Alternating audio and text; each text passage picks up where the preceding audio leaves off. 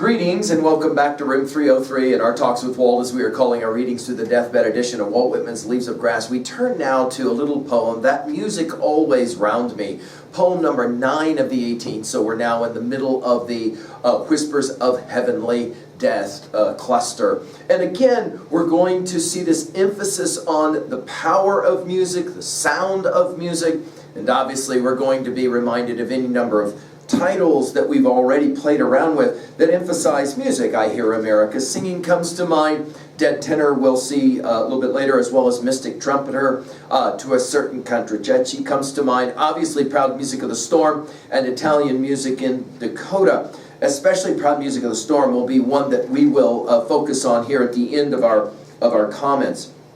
Now, this one, Norton's will tell us, was originally number 21 of the Calamus section in Leaves of Grass 1860. The present title happened in 1867, transferred to the present group in Passage to India of 1871. Originally, the text was unrevised, except by insertion of that before the first line, a revision by Whitman in what is often referred to as the blue copy of Leaves of Grass 1860. The poem is Whitman's direct, Norton says, the poem is Whitman's direct recognition of the power of music in his inspiration. And of course, for all of us that love music, this is one of our favorite poems to read. Let's enjoy it. The music always round me. That music always round me, unceasing, unbeginning, yet long untaught I did not hear. But now the chorus I hear and am elated. A tenor strong, ascending with power and health, with glad notes of daybreak I hear. A soprano at intervals, sailing buoyantly over the tops of immense waves. A transparent bass shuddering lusciously under and through the universe. The triumphant tutti, the funeral wailings with sweet flutes and violins, all these I fill myself with. I hear not the volumes of sound merely. I am moved by the exquisite meanings. I listen to the different voices winding in and out, striving, contending with fiery vehemence to excel each other in emotion. I do not think the performers know themselves, but now I think I begin to know them. Now we will say at 3A what we have said a number of times in our study of Leaves of Grass, that the great poet of the 20th century, T.S. Eliot, think of it, he called his final 4 great poems the 4 quartets. I think that Eliot was trying to accomplish what Whitman did accomplish in Leaves of Grass, this celebration of music. Let's enjoy this now. Notice we'll begin with that music, and go back to In Cabin Ships at Sea to see the very first time that music is mentioned in Leaves of Grass, and then again to read all these poems in successive order. It's fascinating to be reminded of the ways in which he continues to come back to the power of music. Notice he'll call it always round me, the music of the world, and not just harmonics as we think of music. And again, obviously this takes us back to our study of Euclid, it takes us back to our study of Plato and Pythagoras, that from the very beginning, music was what influenced so much of the early philosophical thinkers. Notice he calls this music always round him, unceasing, unbeginning, making us think obviously of Lao Tzu and the Tao Te Ching, as well as this notion from Plotinus of the Logos. Unbeginning yet long untaught, I did not hear. A child went forth comes to mind immediately. But now, he says, the chorus I hear and I am elated. Now, there's only one time in all of Leaves of Grass that the word elated gets used, and it's right here.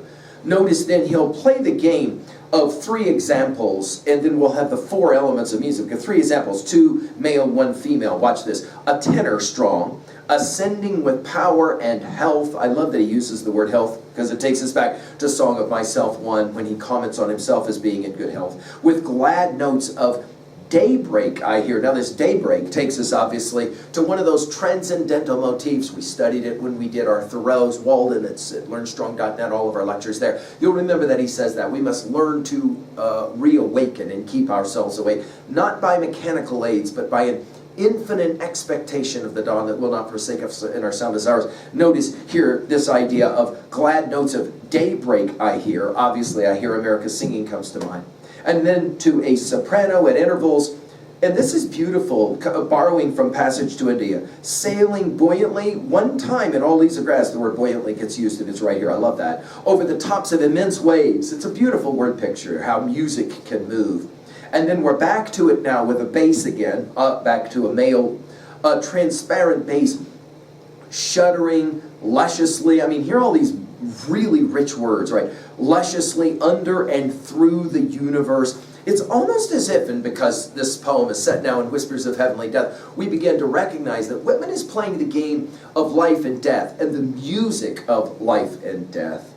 And then finally, he goes back to a term that we saw in Proud Music of the Storm. That is to say, tutti, that Italian word, when all of the instruments are playing together powerfully. In other words, harmony, right? The triumphant tutti, the funeral wailings with sweet flutes and violins. Obviously, the funeral takes us to Whispers of Heavenly Death. All these I fill myself with. In other words, Whitman is talking specifically about the creative impulse, and he wants to draw on all of the elements of life, i.e. music, both the happy as well as the sad.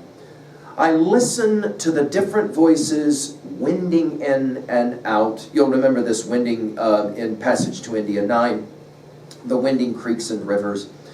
Winding in and out, striving, contending with fiery vehemence to excel each other in emotion, the positive, the negative. I do not think the performers know themselves, but now I think I begin to know them. Now this is a compelling idea of the power of inspiration. Think of it.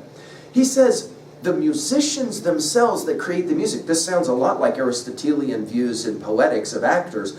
The real drama doesn't happen on stage. The real drama is happening, Aristotle set out, in the audience. We've talked about it at Learn Strong elsewhere. But notice here, I don't think the performers really know exactly what's going on, but all of a sudden he says, I began to understand, even though for a long time he says, I didn't understand. Well, how are we going to comment at 2a on this one? Well, I think his argument is that music is the greatest path to harmony, to unity. And music is the means whereby one prepares for one's death. I think this is a powerful idea, and one that 3b will play with in a moment. I love it, 2b, his use of tutti. I love that idea that we've got 2 male singers, 1 female singer, and out of the 3 comes the 4. That is to say, the harmony. What is the argument that he's trying to make? That all of life is about harmony. It's beautiful. At 3a, we mentioned Proud Music of the Storm already, and I think that we've got to go back and study that poem again closer to really appreciate this poem and the power of music as being inspirational. But now our question is, why is this poem in Whispers of Heavenly Death? And I think that the idea that we expressed already, the idea that you use music to somehow define what life is and how we live our lives through the quest for harmony and the power to try to explain that through words in the form of poetry. Very difficult for Whitman to do, and yet he's constantly coming back to it. Finally, at 3b, how are we going to own a poem like this? Well, how about this one? Do you share Whitman's belief in music? Do you share his notion that life is so much about trying to come to the harmony of existence? And to what degree do you find that harmony when you are studying in Leaves of Grass? I hope that's the case. Thank you.